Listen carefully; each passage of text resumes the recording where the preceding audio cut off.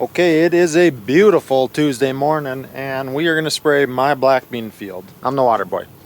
Brody's going to spray, he's in the Apache. Chut's at the dentist. It's a two-man wrecking crew today.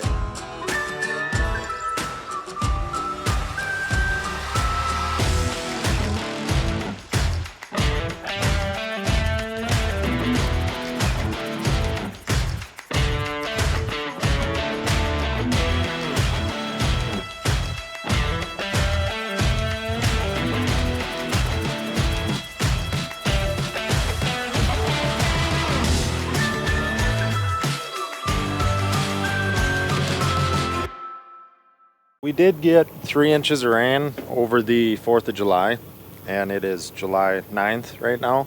So, like, that water puddle in the corn is potentially going to be out in mine too.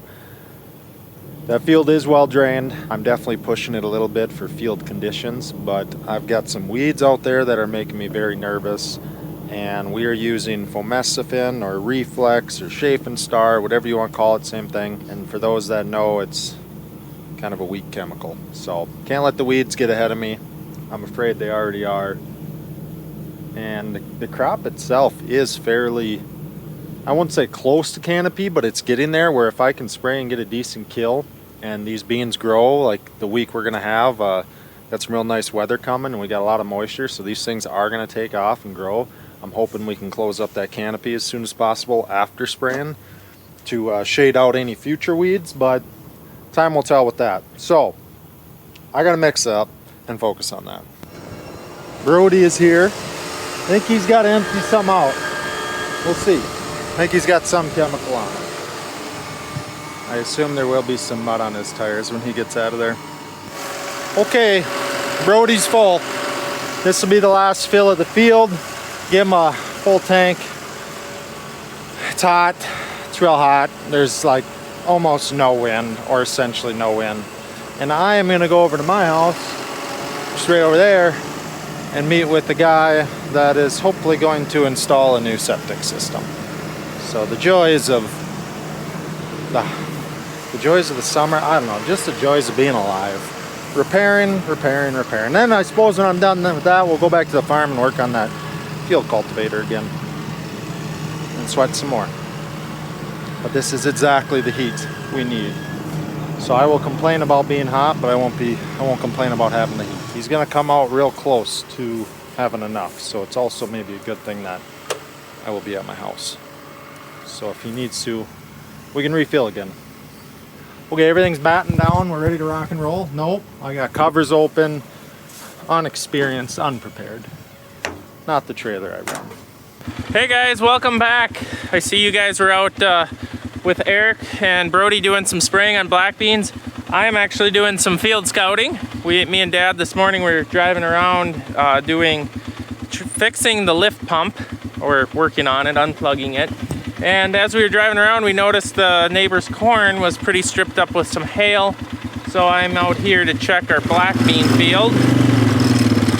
Up in this area, doesn't look too bad, but I'm gonna go check that direction. There is where we noticed the corn was stripped up. So we're gonna go see if we got a hail insurance claim, or hopefully it missed us. So basically I'm just looking for holes and leaves stripped up. This don't have anything. I mean, they're a little burnt and crispy from our Fomesifin, but other than that's normal, but I don't see any cutoffs. There is some holes and leaves, but I don't think that's from hail. I mean, you'd see defoliation and cutoffs and bruising. The other thing I'm checking for out here is flowering for fungicide application. As of right now, no flowers. I can see them starting to form there, but they're not blossoming yet. Anyways, in this area, I'll buzz up here and show you how much they hate water. So as you can see, this is why we try to target our better or best ground that we farm, or most well-drained, I should say. Just because, you know, soybeans, corn, they're gonna not be too affected by like this area. Yeah, there's a little water there in a sprayer track, but for the most part, the water has left. But it's saturated, it's wet, I'm leaving some tracks. But they die. I mean, 2 days of this, they're all shriveling up. And you can see that this was reseeded. So we planted, obviously, this way is the way it was supposed to be planted. Brody has come in and planted at an angle here, and they died too. So that is what it is. They just hate water. That's why we target this on some of our lighter ground or most drained soil. Just because when the rain comes, they don't like it.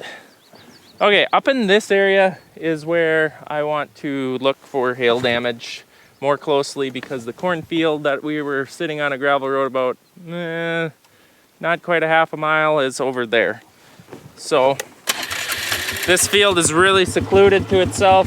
You gotta take a dirt road up in here, and there's no good way. Like, you can drive into that corner where I first started talking to you, and that's all you can see is that side hill. So that's why I'm on a four-wheeler. Plus, you really get to see a lot more when you can drive out here. It's wet there. So this is not something that you want to see. Fortunately, it's fine. But due to all the overland flooding events, we are going to need to get an extension on this pipe.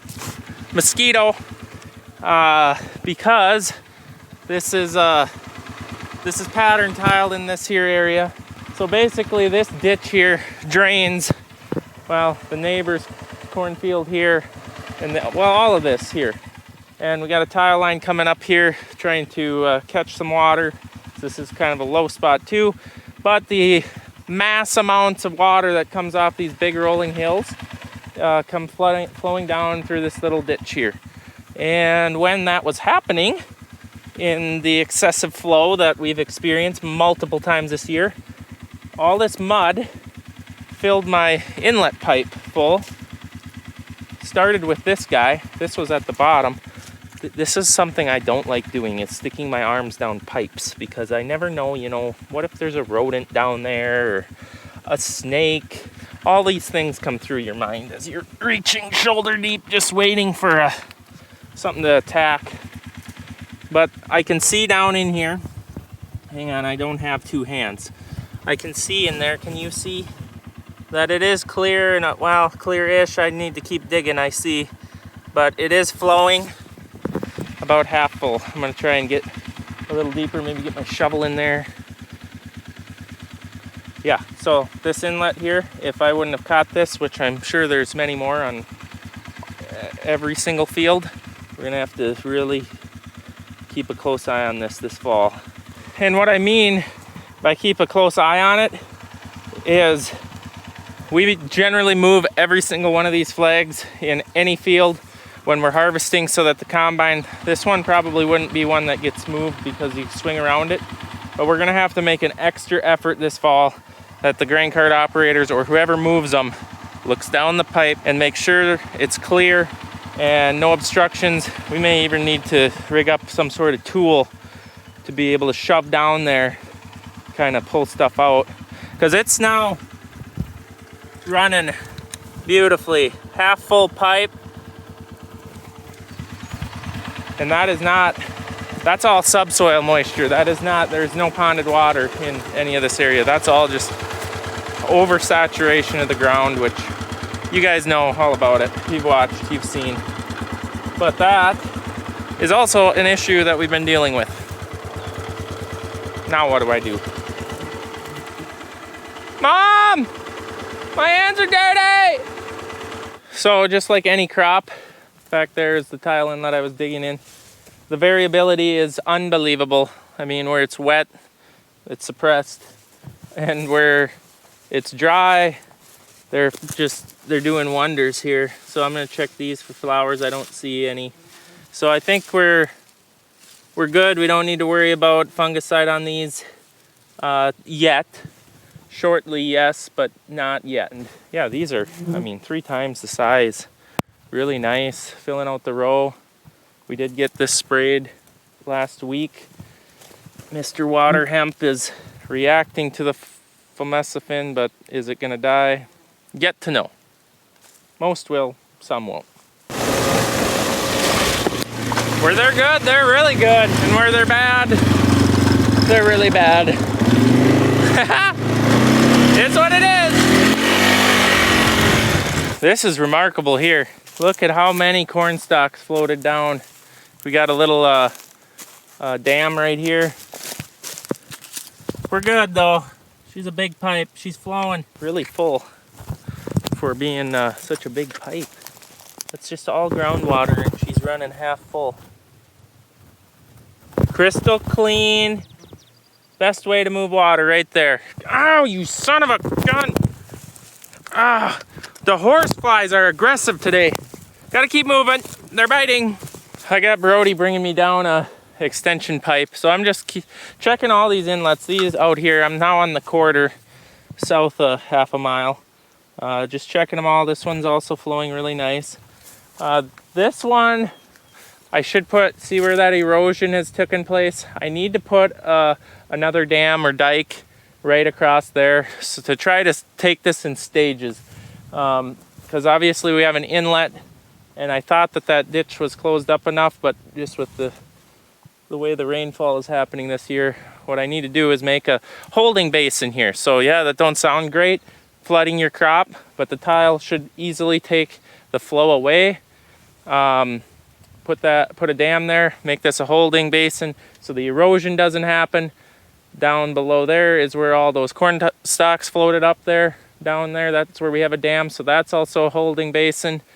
That is how you eliminate overland flooding, or try to. I mean, you get enough rain, it's gonna blow anything out. And try to clean up the water. And then also pattern tiling is about the best thing you can do for making that ground prepare for these big torrential rains. Understanding tile, I think there's a lot of misinformation out there on how and what tile does for the soil, but by preparing it, so right now obviously, yeah, it's damp, it's working on drying it out. It's not gonna over dry the soil, but it is going to take the excess water out, and then when it's gonna rain, which it does in an exceptional amount this year, that ground is more prepared for it, so it'll actually allow the water, instead of flash flooding off because the ground is just so tight. Envision a sponge plumb full of water. It can't take anymore. It's got to run. It's going to run to the low spots. It's going to run to the creeks. It's going to overland flood. Now wring that sponge out and then pour water on it. That's the best analogy of how soil and ground works that I can think of. So that's, yeah, pattern tile and all of that, just getting the ground prepared for it and keeping it consistent for the crops and eliminating it and moving water downstream as clean and safely as you can is the goal with tile. And on a year like this, you cannot have enough of it or big enough tile. It's just a different year. This is an exceptional year for rainfall and flooding, and I know our area is wet and has suffered, but southern Minnesota, northern Iowa, I feel you guys. I'm sorry to hear about all the towns floodings, and well, I think the flooding as of now has gone down, but it's all the damage is now. I feel for you. Fun fact, this area right here, crossing the driveway, is where Chet cracked the windshield on a 370 tractor one time. It was a horrific event. It was cracked also from the big storm that came through when they had 4 hours on it and busted all the windows out. But when I came over this lip here, because the guy's tempted to spray across this, and you come down this massive quick drop and the 2-track goes like that, and everything in the tractor cab goes flying against the window. Yeah, the crescent wrench might have right up the window. Not my brightest moment, but it has since been fixed. That was a couple of years ago. 2021, I believe, actually. They're spotty. They're spotty. Where they're good, they're gonna be excellent. Where they're bad, they're gonna be dead. This looks great right here. Yeah, yeah. Like I said, where they're good, they are spectacular. It's kind of like any field of ours, no matter what the crop. He got me a pipe to extend that so that don't happen again. The only guy that would call me back in a reasonable amount of time. My phone was in the vehicle, so I'm not gonna dig her. So sorry. Yeah. Servicing. All right, I'm gonna be back to the farm shortly.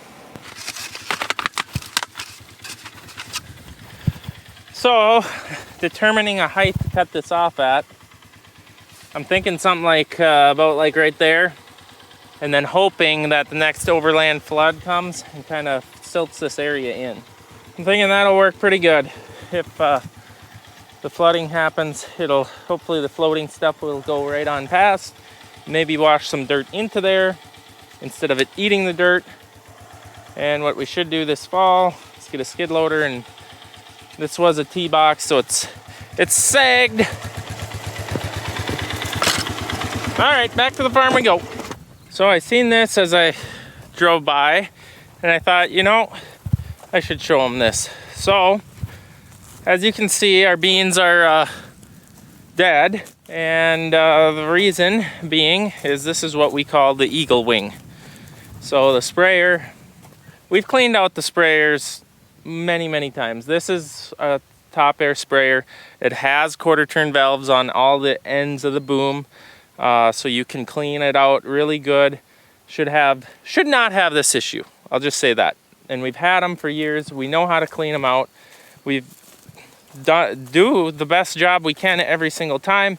Unfortunately this year, and what I am going to blame it on, is that the atrazine sat in the sprayer way longer than ever before. I mean, once we started spraying corn, we had 3-week planting intervals. The spray sat in the sprayer, in the booms, which was a mistake, for a month and a half, just cooking away in the sun. And it doesn't matter when you're spraying corn, but when you come to soybeans, I think it's either soaked into the rubber lines or is hanging up somewhere in the boom. As you can see, so why we call it an eagle wing is the new product from your tank comes from your pump, and obviously the farther out on the spray boom, it takes longer for the new chemistry or new mix to get there. So whatever product's sitting in your boom, it's definitely leaching out of our hoses or out of somewhere in it, and it's the entire width. As you can see, as the product starts coming through, I mean, these are virtually gonna die. And as you can see, as it progresses here, the center starts cleaning up, getting to be what you want to see the beans looking like. Oh, look at this, killed our beans but didn't even kill the weeds. Wow, unreal.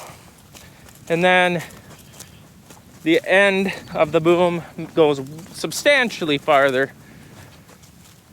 Yeah, so I've heard putting, believe it or not, Dawn dish soap in like an ounce per 100, I think is what I was told. Another guy just said take the bottle and squeeze it a couple of times, and that helps keeping the atrazine from sticking to stuff in your tank and your booms. I'm definitely going to be trying that next year. It's too late for this year, but I don't know. We even used erase and let the erase sit in the boom for quite a while, but now we have to,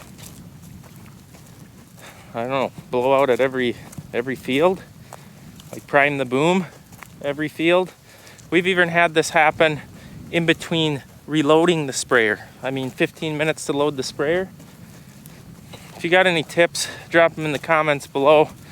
We're really lost on this one. It's very frustrating. It's not like the first time we've sprayed before in our life. I mean, years of doing it with the same exact machine, but for some reason this year we're really struggling, and it's very disappointing and embarrassing. I mean, no one wants their field to look like this, and I mean, if it happens one time, that's okay, but it's every field. Sometimes after we come back and reload and go out, and then your main pass, you smoke it. Tells me there's something hanging up in the boom. That's my solution. How to get it out, I don't know, because we raced it, let that sit in there for a couple of days, cleaned the boom out.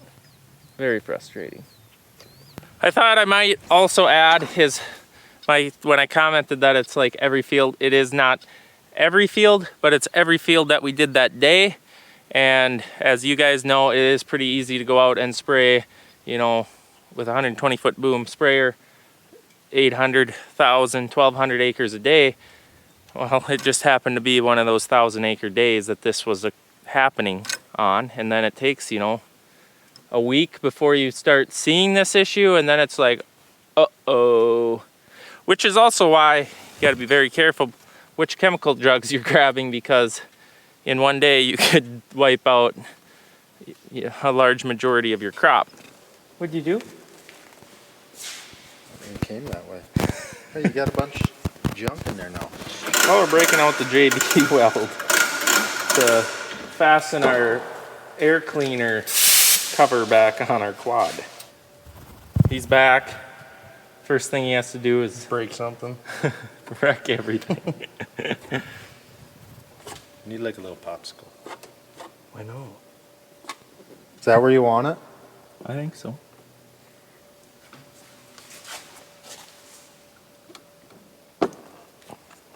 I don't know if this is a good or a bad thing. That's the first time in my life I've ever used JB glue.